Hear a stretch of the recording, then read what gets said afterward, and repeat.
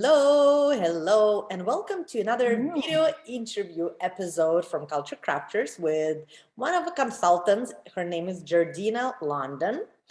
Jardena's been a business transformation consultant, author. She's a keynote speaker. She's been in the business for about 25 years, and she says she's been a CEO and a founder of those 25. I also want to say in her bio, I read that she spent the last 10 years sparkling bold, disruptive thinking with corporate clients who want to deliver more tangible value while being a great place to work. She's the author of a book, Cultivating Transformations, a leader's guide to connecting the soulful and the practical. And like that just speaks to my heart. Thank you so much, Jardena, for agreeing to chat with me today. Oh, it's my pleasure to be here. Thank you, Anya. Yeah, I think you were the first one as I was going through my coaching training, and for many years I was coaching people. I think you were the first person who had a conversation with me about the tangible outcomes and making coaching tangible. And I know you being an agile coach, right?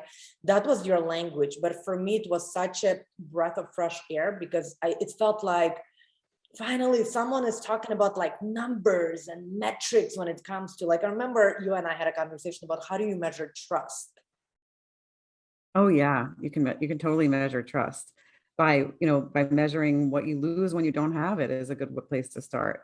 But I think, when that subtitle of my book, Connecting the Soulful and the Practical, I think for far too long, it's been, you have like HR has people come in and do team building and feel good stuff. And then we get down to the numbers and they're two separate things. Yeah. And they're not two separate things. These are the same things. Like if you think about how much money is lost because people are upset because of an announcement that came out in the company. So everyone's talking about it instead of working, or because people are putting together or spending too much time perfecting their slide presentation because they're afraid of being shot down by upper management, or there has to be several approvals. Like that costs us money. Like all this stuff that we do because of the lack of soulfulness costs the company money, and it also blocks the company from making breakout innovation, right? Totally. So there's a ton of money there. These two things aren't different. I love it. I love seeing like every moment, right? And that's where we started with, like, this trust. It's like, if we don't have trust and everyone is working in silos, how much time are we wasting by kind of like doing the same thing over and over? And I also want to bring approvals, right? Yeah.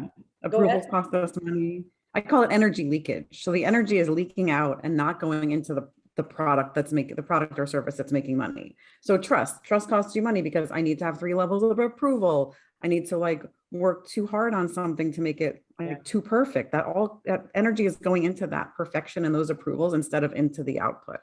Yeah, totally. And I think also like coaching some HR leaders, I find like, yeah, you're right. For so long, we kept it different. There was the CEO, the CFO, all the finance people, and then they were HR. And HR is like, that's not our thing. And I think now, speaking about, let's say, diversity and inclusion, right? Like HR is absolutely a strategic partner and like has to work together, right? And I think that's where the disconnect is. So let's talk about diversity for a second, because that's so important. So diversity is important in a million ways that I'm not going to go into, but we talk about resiliency. So diversity builds resiliency in the company. Besides the fact that it's good for us, it's good for people, it's humane, like there's a million other reasons, but it builds resiliency, which then makes the company more resilient to market disruption, more profitable. So there's a soulful reason to embrace diversity. And then there's also a practical reason. It's good for business. How does it build resiliency? Talk a little bit about it. Resiliency? When you say diversity builds resilience, I've never heard this together in the same sentence. Oh boy, so there's so much we can talk about here. But we always talk about the aspen grove, right? The more resiliency you have, or I'm sorry, the more diversity you have, the more opportunities for different ideas to come in. Of course, one of the case studies that people always talk about is you have a customer base that includes more of who is included in your company. So you can speak to more of a wider range of different customers. But even that aside, just different ideas coming from different worldviews make your company more, you can have more innovations, you can cover more perspectives, you have less blind spots. And Yeah, that creates more resiliency. totally. Um, I love this element, right, of that diversity and like the self-worth we talked also about. I think you and I have had a lot of conversations, like people who are constantly trying to feel safe and prove that they're worthy, right? Another energy leak. Like how much time is spent? So much time is spent in trying to prove our self-worth instead of just being productive and doing the work and collaborating with others. So yeah, so what I always tell clients is look for places where energy is leaking out of your company, where it could be getting spent on something more productive. And also it's not even fun. It's not even fun to have that energy leak out. Like it's not just like, oh, we're going to stop you from talking in the hallway. No, we don't want to stop that if it's enjoyable for you, but it's not enjoyable. Yeah, for anybody, right? And that's where it happens. So, okay, let's get to the nitty gritty because it's all about Okay. tangible. The tangible is, okay, so one of your clients found the leakage. And they're like, well, there's an energy leaking here, there's an energy leaking here. Now what? Like, how do you actually change it, right, at organizational level and change the culture? Where do you start? Yeah. So it's so case by case because really the hard part is identifying it and agreeing on it. Solving it is fairly easy. I mean, there's an experiment and learn about solving it. So you might have to try a few things before something works. But honestly, like one of the biggest things that I see, one of the biggest energy leakages I see in companies is lack of prioritization. So we're not prioritizing at the top. It creates chaos down below. Everybody's trying to prioritize, like thousands of people are trying to prioritize on the ground, but it doesn't, they're all making their own decisions. A ton of energy is leaking out. So how do we fix that? Well, we prioritize at the top. I mean, it's very easy to implement that. It's way easier to implement a top-down prioritization than it is to resolve all of those conflicts that you've been resolving and they've been escalating, right? And we're trying to get involved. We have to have the ad hoc meetings like that. It's much easier when that all goes away and we just have some clear prioritization. So the solutions are fairly simple once you've identified where your leaks are. Yeah. So tell me, I'm gonna kind of pick your brain because you're one of the consultants who actually has an experience working in IT, right? And as a business agility and business transformation consultant. So IT industry and tech industry, right, it's kind of like a little bit different because people I find who work there are like a lot of them are engineers. A lot of them don't like people. They're not into people's skills. And again, like I'm gonna make a lot of maybe you make it sound like a disease. no, it's not a disease, but it's like this is like a very specific audience, right? And with this specific audience, what are some examples of an amazing, effective cultures that you've seen and soulful cultures? And maybe examples of like some toxic cultures and what created both? Well, so one of the misconceptions of technology organizations is that IT people are not people, people. But what and when we first started with agile type work, agile type processes, that there was always pushback, like, oh, these people aren't going to want to collaborate, these people aren't going to want to talk to each other. But what we found is they do, because purpose and autonomy is important to everybody. So we found that that wasn't exactly true. Now, that doesn't mean that you don't need some alone time. We do have a higher percentage of introverts in technology organizations than other. I mean, it's just true. Marketing is mostly extroverts, right? So you do have to account for that and make sure that we're managing that properly. But when you add things like, tell you the top thing, when you add things like transparency to the work, like making the work really visible, then that is good for everybody. So one of the misunderstandings is that like IT people don't want to talk to business people, right? That was an assumption that we based a ton of process on for years. So there needs to be some analyst in between because we can't let those IT people talk to those business people. Well, as it turns out, if we kind of work through the different personalities, which they exist, there are definitely personality differences, introvert, extrovert. If once we work through those, then they can actually talk to each other because they're human beings and we can make that work visible and see it and collaborate on it. And it works out just fine. What about conflicts? So I'll give an example, right? I have a personal life example. My brother, who we are very similar with, he is an IT engineer. And he tells me, he's like, oh, I hate people, I love computers. And I'm like, ugh, I hate computers, I love people. And it's like talk about like same DNA, same upbringing. So I have my personal example of assumptions, like conflicts when it comes to those difficult conversations, and especially technologically advanced, right, or like tech people who are being promoted to leadership roles, and solving conflicts and personality types becomes part of the role. Yeah. So, a conflict around like, do I like people or do I like computers? We don't even need to have that, right? Like that, Yeah. we don't need to Clearly have we that. all love computers. I mean, you can have it with your brother, but we don't need to have that. But in terms of, having someone be in a leadership role who doesn't want to deal with conflict, that's not the right role for them. I mean, let's just be honest. Like, if you can't deal with conflict and you don't want to lead, then a leadership role, an expert role, may be more suited to you. So let's not do what we've done for years and take really brilliant technologists and put them in a leadership role, because those are actually two different jobs. And I always give the example of like a sports team. You have a star baseball player. They don't need to be the team manager, right? They can continue to be your star But player it and happens you can pay all them. right. But it happens all the time, especially with like, let's say startups that are going through that acceleration period, right? Someone who is a brilliant individual contributor eventually will be promoted to lead the team. And that's the paradigm shift that we're really starting to see happen and want to continue, is that those are two different jobs. They're not ranked one above the other. We've always ranked that person who manages people above person who's an individual contributor. It doesn't have to be that way. It's not that way in all organizations. It is that way in many, but an expert, your star player of your team, should be as valued as a manager. It's a different job. I love that. And maybe that's right, the transformation. Okay, so what were some examples of like toxic cultures, and what do you think created them? I think, well, I've seen so many different ways that there's toxic cultures, but it always starts with leadership, right? But what can happen is, and we see this all the time, is that leader that created that toxic culture can be long gone. Right. So sometimes it's not the leaders that are in place now, it's a baggage that was created. So that needs to be unraveled. But it always starts with that leadership and creating that psychological safety that we always talk about.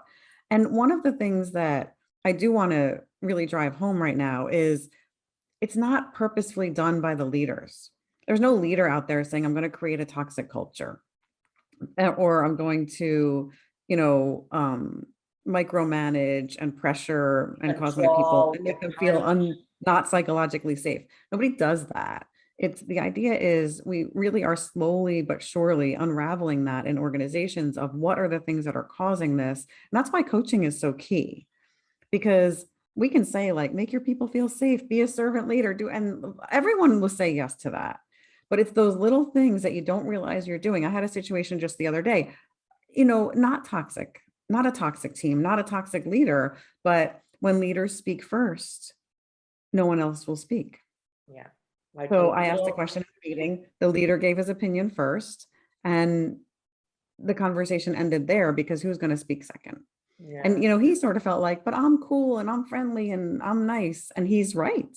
yeah. But when you speak first, It's a you just, power position privilege. Yeah. Mhm. I love that you're bringing like there are like such little small tweaks that we can do. And yeah, and coaching is about revealing those blind spots, right? Like Mhm. blind spots that people have. And it's such a great example of like one little comment, or I see often in trainings, nobody speaks for like 30 seconds. The leader will jump in because they're like, ooh, Yeah. nobody's speaking up. So I'm gonna And that's say, what happened. hey. That's what it was.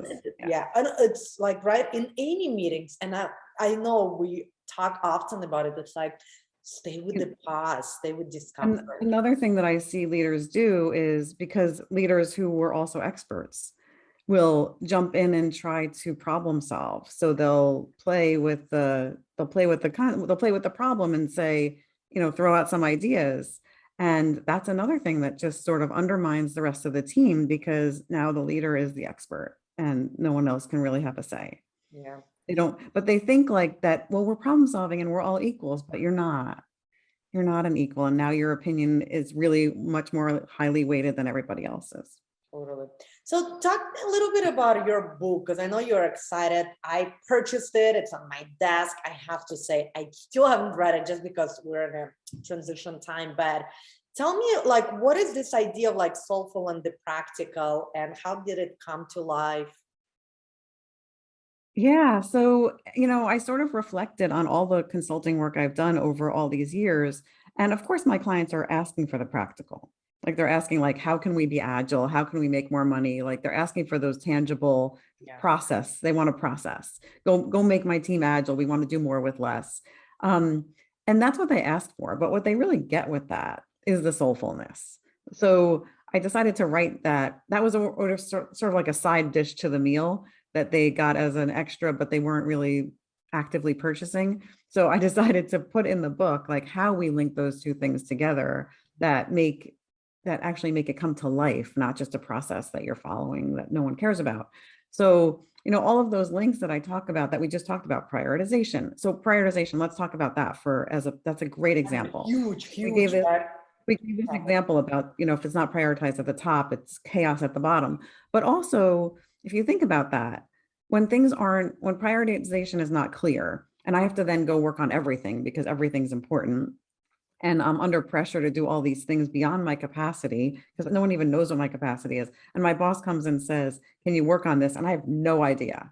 Do you have time to work on this? I have no idea if I have time. I have time for nothing. So sure, give it to me. That creates stress. And so good prioritization alleviates the stress from the individual and puts it back in the organization where it belongs. Like that's the organization should be handling that, not each individual taking it on their back. And so that's the practicality is prioritization is good. It helps us make more money. We focus, we align to strategy, but soulfulness, it actually alleviates the stress of the individual who shouldn't have been taking on that stress in the first place. Yeah. Yeah, I'm smiling. It So that's reminds where me of that example. Remember the monkey on the shoulder? Have you heard of that monkey on the shoulder example with the manager? So the manager walks down the hallway, right? And he sees one team member and they're like, hey, and they have a monkey on the shoulder, right? And they're like, hey, remember we talked about the budget? Can you please get back to me with those numbers? And he basically puts his monkey from his shoulder on your shoulder. And as you keep walking down the hall, right? That's the visual. Everybody you meet puts their own monkey on your shoulder. That's why I was smiling. I'm like, it's so true that it doesn't, like, your capacity doesn't belong to you, right? It's like, we go back to that clear is kind, right? Clear processes, clear prioritization, clear, like the transparency of it. Yeah, exactly. So I always say that instead of just clear is kind, I say clear prioritization is kind, right? And unclear prioritization is unkind. Yeah. So in terms of the book, back to your question about the book, the way that I've structured the book is it's self, other, and then the organization itself. So we need to, of course, be practical and soulful with ourselves. So before we can go with others, but then we need to sort of create these teams and this cohesion with other people that is soulful and also practical and also productive. And then we can take it to that level. So adding up a bunch of really productive, soulful people does not make a soulful, productive organization, right? There's different things we need to do. Same with resiliency, right? There's different things you need to do at the organization level. You can't just rely on making each individual soulful and productive and have them add up. So we really need to look as leaders at the organization and what things do we need to do there. So like we talked about prioritization at the org level. No amount of individual prioritization is going to add up to that. Yeah, totally. And that capacity. It reminds me of like, we talk about transformational, right? Change and transformational, let's say diversity inclusion, it's transactional versus relational. And I think that's what you're also talking about, right? Using people resources and really transactions versus building those relationships and trust and team agreements. Yeah. And it's a great example too with diversity not adding up to systemic, we talk about systemic racism. We can educate each individual, and we have, to be much more open-minded and less racist and all these things, but there's still systemic racism that exists outside of the individual. So it can't just be fixed at the individual level, it has to be fixed at the system level too. Totally, totally. I love it. Well, that's been so great. I feel like there are a lot of tools, a lot of tangible resources. And one last question, I think, before I let you go. I know you have personally been on a journey of emotional intelligence.